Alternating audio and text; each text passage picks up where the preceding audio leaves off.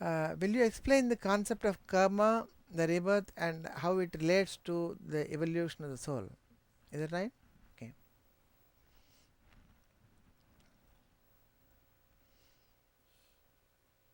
It's a deep question. It needs a. I can't dispense of it very lightly, because firstly the understanding of the concept of the karma itself is involved there. As far as my understanding goes, karma really implies causality, that you do this, then this result will follow. This is the cause, this is the effect. Okay. The assumption being that everything that is there now, some previous or prior cause must have been there. So without the cause, this effect may not be there. So the succession between cause and effect, it is the causality, the law of causality. Okay, how a reaction would proceed. In other words, a well orderedness in time is the causality or the theory of karma.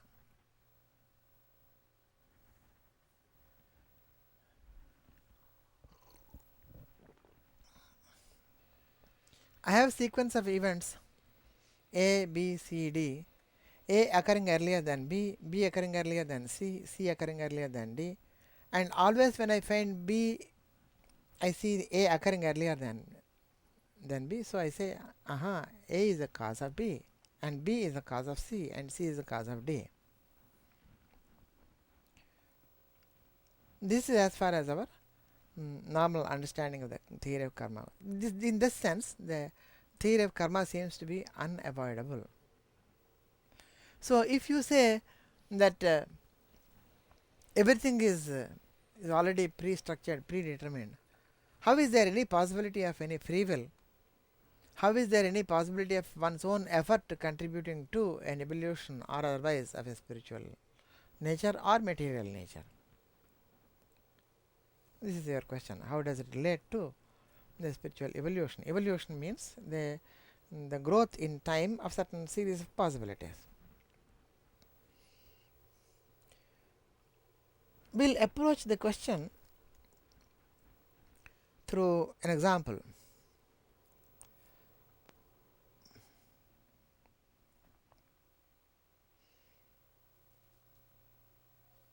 We know that time is moving relentlessly from the past to the present to the future. So everything seems to be following the karma theory. Then how we can overcome this situation?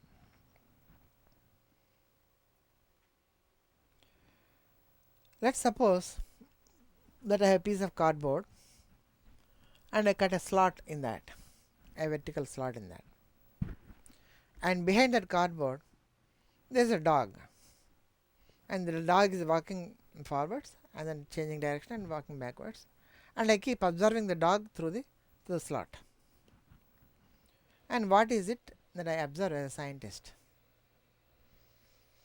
When the dog is walking, it always walks forward, so I see its nose as the first thing that is coming into the slot. Then I see its eyes, then its ears, then its front legs, and then the trunk, and then its back legs, and then the tail. And every time I see, the same sequence of events is happening. So I say, aha, the nose is the cause of the eyes, the eyes are the cause of the ears are the cause of the front legs are the cause of the trunk is the cause of the back legs, and the back legs are the cause of the tail. But now comes Swami Silly Goose Ananda, see? And he gives a bottle of whiskey to the dog. And what does the dog do? The drunken dog do? He starts walking backwards now. Then what happens?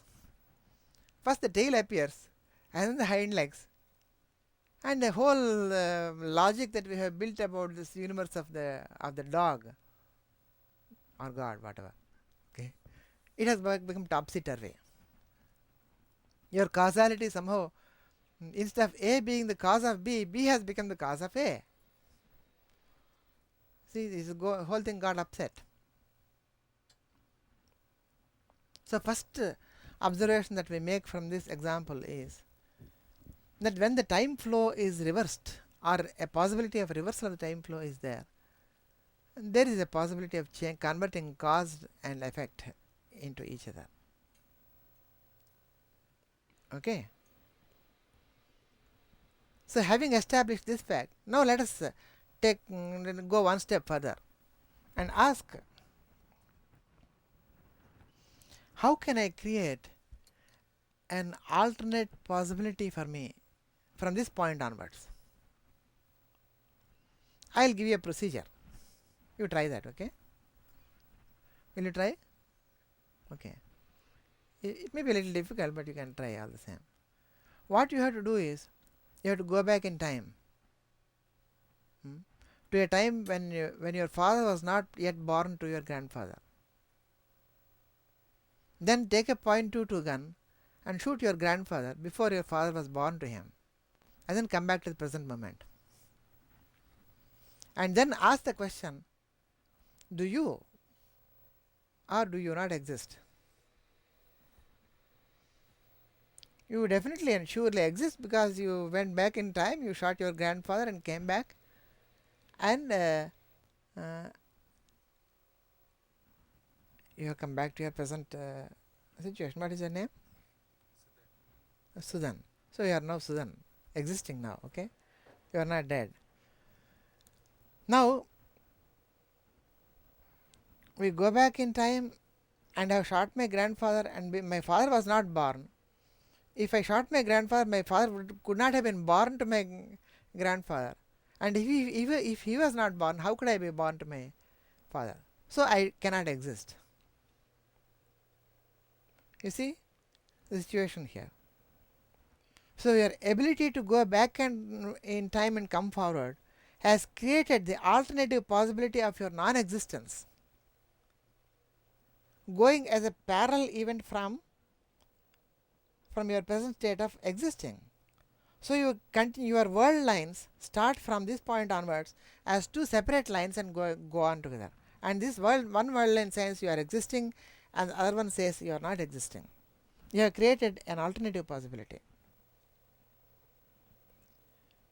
In other words, if causality is an expression of succession in time, then acausality or non-causality, or a possibility of a freedom, of a choice for an individual to have an alternate growth pattern, is an expression of the fact that time-space is a continuum in which motions back and forth are possible. Okay. Once you are able to do that, then so how can you cross the barriers of time? That is your next question you must ask. You haven't asked, so I am not going to answer.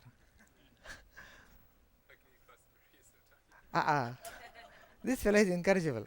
One question per person.